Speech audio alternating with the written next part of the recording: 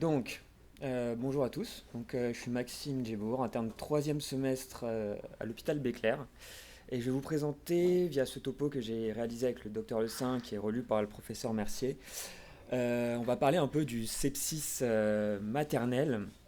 Et notamment, on va s'axer sur les scores cliniques qui permettent d'évaluer le sepsis maternel. Alors juste une petite note avant pour dire que comme on va parler de score, il va y avoir beaucoup de tableaux, de sensibilité, spécificité, il va y avoir beaucoup d'acronymes. J'ai essayé de rendre le tout didactique, mais voilà, je tenais à vous l'informer avant.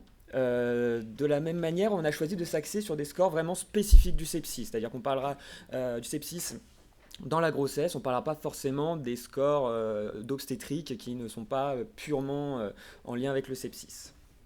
Alors pour commencer, de quoi on parle? Donc le sepsis maternel, l'OMS a donné une définition en 2017.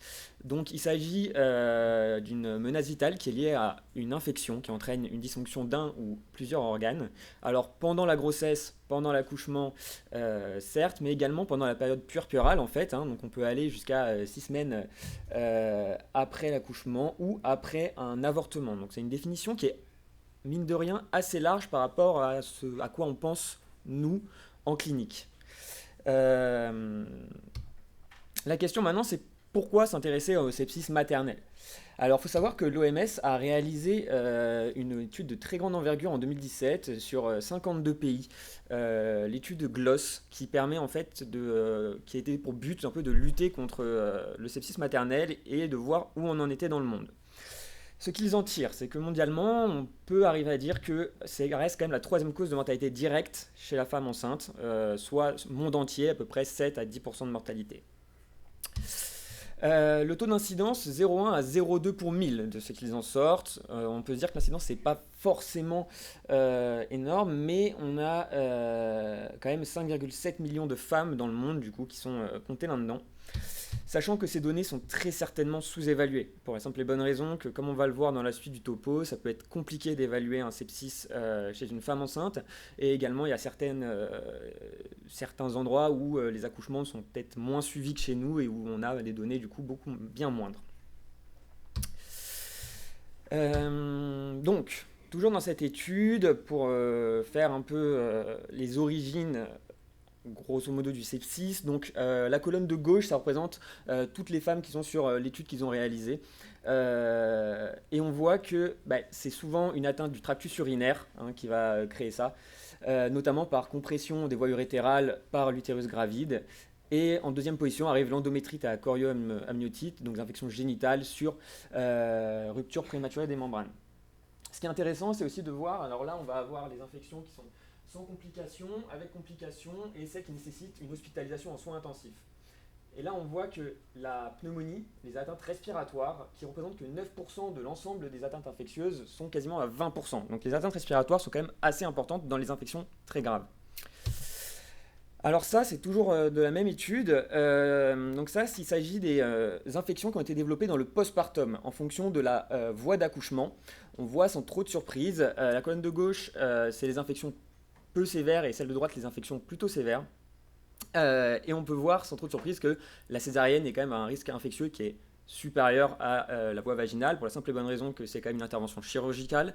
On va avoir une effraction cutanée et également les règles d'hygiène ne sont pas forcément 100% respectées, notamment sur les codes rouges, on va vite et le badigeonnage n'est pas forcément parfait. Le problème, c'est comment est-ce que nous, on évalue un sepsis en pratique clinique. Alors, on va se fier, le sepsis a été défini, ça a été défini comme les critères CIRS. Donc, les critères CIRS, ça va être une fréquence cardiaque augmentée, au-dessus de 90, ça va être une fréquence respiratoire modifiée ou une baisse de la PaCO2, ça va être une température à moins de 36 ou plus de 38 et un mouvement de globules blancs vers le haut ou vers le bas.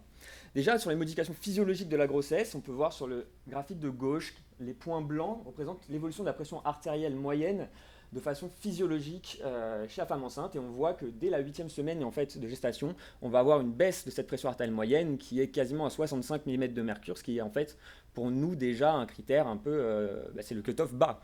A l'inverse, les points noirs, eux, vont représenter le débit cardiaque. Et alors on voit qu'on a une hausse du débit cardiaque pour supporter le débit placentaire, mais cette hausse se fait notamment par une augmentation de la fréquence cardiaque.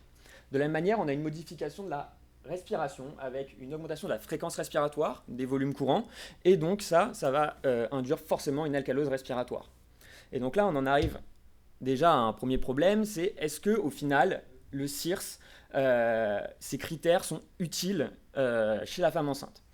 Alors, il y a une méta-analyse qui a été réalisée en 2014 qui a tenté d'y répondre. 87 études, 8800 femmes enceintes, des grossesses qui allaient de T1 jusqu'à 3 mois postpartum, des grossesses singleton non compliquées dont ils ont pris les données et les données qui pouvaient correspondre au CIRS. Alors, il y a beaucoup d'informations là-dessus. Ce sur quoi j'aimerais qu'on se concentre, c'est surtout en fait les barres rouges qui représentent les cut-offs qui sont définis dans le CIRS. Et on peut voir que là, sur la fréquence respiratoire, troisième trimestre et travail, on a déjà en fait, à un écart type, on a déjà des femmes enceintes grossesse physiologique qui dépassent. Pour ce qui est de la PaCO2, on passe largement en dessous des 32 de cut-off pendant le troisième trimestre, le travail et même le postpartum immédiat. Il en va de même pour la fréquence cardiaque ici, ou le taux de globules blancs qui augmente énormément pendant le travail et les premières heures du postpartum. En fin de compte, de ce qu'ils retrouvent eux, ça va être surtout la fièvre. La fièvre en tant que l'augmentation de la température qui finalement ne semble pas arriver de façon fréquente chez une femme enceinte et une grossesse physiologique. Donc ce que eux en tirent de cette méta-analyse, c'est que toute fièvre de plus d'une heure à plus de 38 degrés doit déclencher un bilan de sepsis avec prélèvement et tout ce que cela comprend. Le problème, c'est que la fièvre, c'est spécifique, mais ce n'est pas forcément un marqueur sensible. Donc la question, c'est, on a une clinique qui au final n'est pas évidente. On va avoir des biomarqueurs sanguins, j'en parle pas ici par souci de temps, mais dont l'interprétation peut être un peu compliquée, CRP, PCT, interleukine 6. On n'est pas forcément évident là-dessus, donc est-ce qu'on ne peut pas aller sur finalement un score clinico-biologique qui permettrait de combiner plusieurs informations et d'aider au diagnostic de sepsis? Celui qu'on connaît le plus dans le sepsis, c'est le SOFA. Le SOFA, qu'est-ce que c'est? C'est ce score, en fait, là où on a 6 éléments, rapidement, les grandes fonctions vitales, respiration, coagulation, système cardiovasculaire, système nerveux central, rein, foie. Chaque élément est coté de 0 à 4, sachant que chez une personne lambda, un score supérieur ou égal à 2 est déjà correspond, on va dire, à 10% de mortalité. Le problème, c'est que le SOFA, il n'est pas valide en obstétrique. Il y a peu d'études sur le sujet et la plupart des études, c'est des études qui ont un faible niveau de preuve, rétrospectives, donc on a un peu des difficultés à l'interpréter. On peut quand même se pencher sur une étude qui a été réalisée en 2012. Cette étude, en fait, elle comprenait 600 femmes enceintes de T1 à T3 qui avaient été admises en réanimation et rétrospectivement était calculé leur SOFA à l'admission. Alors autant on voit que sur le cut-off à 2, ici, on n'a pas du tout de correspondance avec les 10% de mortalité qu'on pourrait attendre. En revanche, à partir de 6, on commence à avoir une élévation de la courbe de mortalité, qu'on voit ici, qui va grandir de façon exponentielle jusqu'à atteindre des taux de mortalité importants. Eux, de ce qu'ils en tirent de cette étude, sachant que les femmes étaient toutes admises, j'ai oublié de le préciser, mais pour un état septique, ils en tirent cette courbe. Avec, en fait, si on prend un cut-off à 6, on arrive à une aire sous la courbe à 0,95 et en gros une sensibilité de 89% et une spécificité de 91% pour diagnostiquer un risque de mortalité supérieur à 10%. On peut se dire que le SOFA en fait est plutôt assez bon si on prend des normes, on va dire, plus élevées. Le fait est que le SOFA, on l'utilise cependant pas beaucoup en clinique. Ce qu'on va plus utiliser, ça va être le Quick SOFA qu'on utilise de façon, on va dire, implicite. Le Quick SOFA, c'est 3 éléments. Une pression artérielle qui est inférieure à 100, une fréquence respiratoire supérieure à 22 et une altération de l'état de conscience. Un score supérieur ou égal à 2, ça indique que le patient doit être hospitalisé en réanimation. C'est un score qui est fait pour les gens dans les étages, pour que n'importe quel médecin en fait, peut pratiquer. De la même manière, on peut se demander si lui, en final, il est utile chez les patients de la population obstétricale. Donc il y a une étude rétrospective qui a été réalisée, une étude cas contrôle multicentrique, 7 centres, 2 pays, les États-Unis et Israël, qui a été réalisée, j'ai oublié de mettre la date, en 2014, publiée dans Anesthesia and Analgesia, dans lequel alors, ils ont comparé le Quick SOFA sur une population de femmes Alors c'était 82 femmes, 4 fois plus de témoins. Toutes avaient un sepsis qui était documenté ou un sepsis qui était suspecté. Et alors, ils ont comparé le Quicksofa chez ces patientes au CIRS, donc c'est-à-dire un score spécifique de l'état septique, on va dire, enfin qui est axé sur un état septique mais pas forcément obstétrical, et au Maternal Early Warning System, qui est lui un score qui détecte la gravité chez une femme enceinte, sans pour autant préjuger de l'état septique. En gros, ils ont comparé le Quicksofa avec un score du sepsis et un score de l'obstétrique. Les résultats, sur la sensibilité, en fin de compte, dans leur étude, le Quicksofa est vraiment médiocre, c'est-à-dire qu'il détecte globalement une femme sur deux à un risque septique. Le CIRS, sans grande surprise, lui, est très sensible. En revanche, on en arrive à une spécificité assez importante du Quicksofa, avec un CIRS, comme on l'a vu, qui est très peu spécifique, mais le Quicksofa est le plus spécifique. Cependant, ça ne correspond pas vraiment à ce qu'on attend du Quicksofa, on attend plus à ce que ce soit un score de dépistage de la gravité, donc plus un score sensible et pas forcément spécifique. Et là, on est un peu dans un résultat inverse, on va dire. La question, c'est donc on a un score SOFA qui n'est pas validé en obstétrique, mais qui pourrait peut-être fonctionner. Un score Quicksofa pour lequel on a des résultats pour lesquels on est mitigé. Comment est-ce qu'on peut faire? Alors, là-dessus, il y a la société australienne et néo-zélandaise obstétrique qui a proposé deux scores, Quicksofa et SOFA, modifiés. Qu'est-ce qui modifie dans le Quicksofa? On abaisse le cutoff de pression artérielle systolique à 90. On augmente celui de fréquence respiratoire à 25. Et on simplifie l'état mental, ça c'est juste pour simplifier la pratique clinique, alerte, non alerte.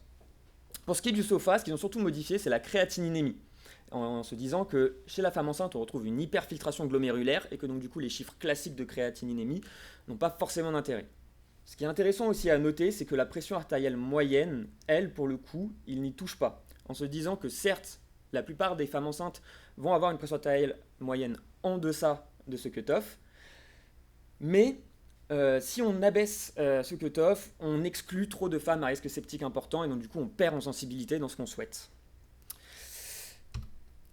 L'autre solution, ça a été celle qu'a trouvée l'équipe Dr. Albright en 2014. Ça a été en fait de développer un score spécifique du sepsis, le SOS. Ce score, c'est celui-là, donc c'est un score un peu gros, avec des variables deux entrées, on va dire, selon si les variables diminuent ou augmentent. Leur argument, c'est il n'y a pas de score spécifique du sepsis, on va en faire un en se basant sur un autre score. Le score qui existait déjà, ça s'appelle le REM. C'est un score qui est utilisé normalement par les urgentistes. Et ce score, quand un patient se présente aux urgences, le REM, lui, va prédire le risque que le patient soit hospitalisé dans les 48 heures en soins intensifs. Donc le SOS a été développé sur le même critère de jugement principal, une hospitalisation dans les 48 heures en soins intensifs. Ils ont en fait adjoint également des données qui sont censées être immuables en physiologie chez la femme enceinte, notamment la température, qui, comme on l'a vu, en fait, n'est pas censée monter, mais également la SPO2, le pourcentage de granulocytes immatures et l'acide lactique. Pardon.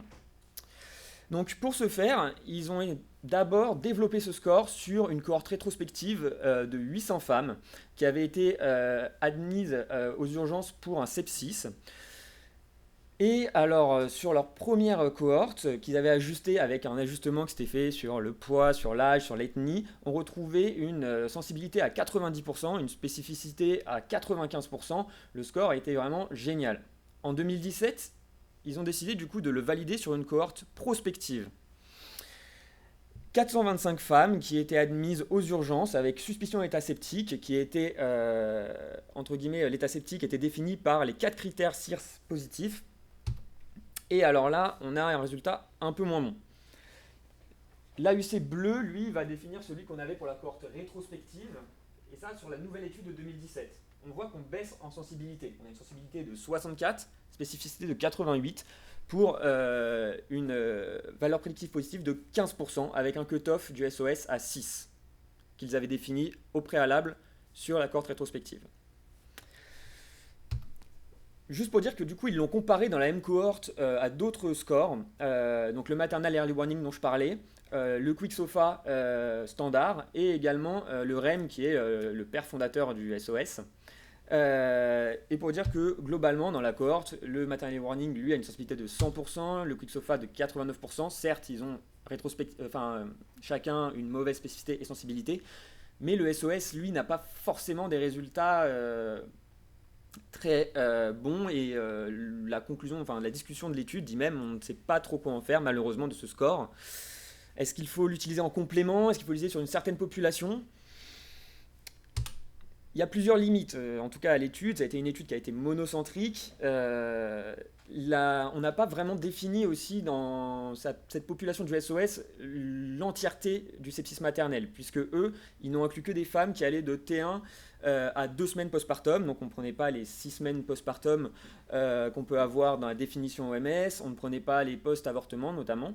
Et enfin, 61% des patientes avaient des données manquantes qui étaient présumées normales. C'est-à-dire, et ça s'explique par le fait que on ne va pas forcément faire un gaz du sang artériel ou veineux à une patiente qui se présente aux urgences, même une femme enceinte. Et de la même manière, des fois, dans certains endroits, on fait qu'un hémogramme et pas forcément une formulation sanguine pour compter le nombre de granulocytes immatures.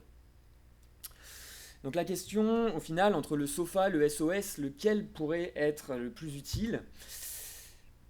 Il y a une étude indienne qui a l'avantage d'être assez récente, qui a essayé d'y répondre en 2020 via une cohorte prospective de 62 patientes qui étaient admises dans leur département d'urgence pour un état septique suspecté ou confirmé.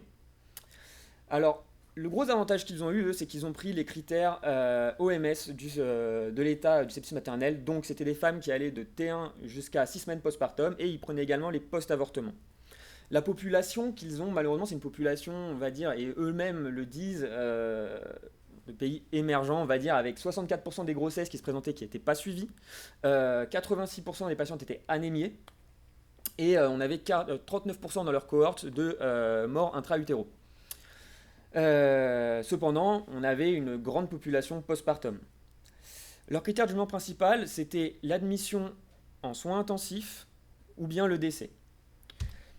Alors, le groupe A, c'est les patientes admises en soins intensifs, 50%, ce qui est quand même énorme en proportion par rapport à ce que nous, on a dans notre pratique clinique quotidienne, et 31% de décès, tous dans le groupe A, mais pareil, ça reste quand même assez important.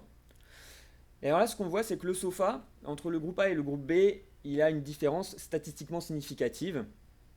10 points d'un côté, 5 de l'autre en moyenne, avec un cut-off de 6 qui avait été évoqué, qui est bien retrouvé entre le groupe A et le groupe B. En revanche, le SOS, déjà, le groupe A et le groupe B, en moyenne, ils sont tous les deux supérieurs à 6. On va avoir une différence d'à peine 1 point, qui n'est pas, donc, du coup, sans grande utilité. Les questions que ça peut amener, c'est est-ce que le SOS n'est pas applicable? Est-ce qu'il n'est pas applicable aux populations de pays émergents? Est-ce que l'étude, en fin de compte, on peut plancher sur une mauvaise qualité? C'est vrai qu'on a quand même 50% d'admission en soins intensifs dans leur population, 30% de décès. Est-ce qu'en fait on n'a pas une population qui ne correspond pas à la population cible qu'on souhaite avoir? Ou est-ce que simplement on peut aussi se dire que le SOS n'est pas applicable à une population avec un postpartum aussi large, allant jusqu'à 6 semaines, ou au post-avortement? Au final, qu'est-ce qu'on peut vraiment en conclure? Il n'y a pas de conclusion malheureusement simple à apporter. Ce qu'on peut déjà dire dans un peu le récapitulatif, c'est toujours penser au sepsis, qui reste quand même quelque chose de grave, même si ce n'est pas forcément le plus fréquent, et surtout y penser dès qu'on a de la fièvre. Le problème de la fièvre, c'est que c'est pas forcément quelque chose de très sensible qui apparaît chez tous les états septiques, donc on peut se demander sur les scores, le SOFA semble meilleur. Il n'est pas validé en obstétrique. Est-ce qu'on n'irait pas combiner ces scores, utiliser un SOFA et le confirmer plus ou moins par un SOS et voir ce que ça donne? Ou est-ce qu'on ne peut pas tout simplement utiliser un score de gravité obstétricale qui finalement n'est pas spécifique du sepsis mais qui a des bons résultats? Par exemple, il faut savoir que on a testé le Maternal Early Warning, il y a le MEOS, donc le Maternal Early Obstetrical Warning System, on a le Multi-Organ Dysfunction System Score qui ont été en fait testés tous, qui montrent plutôt des bons résultats, en tout cas sur la sensibilité, bien que sur la spécificité, ce ne soit pas forcément parfait.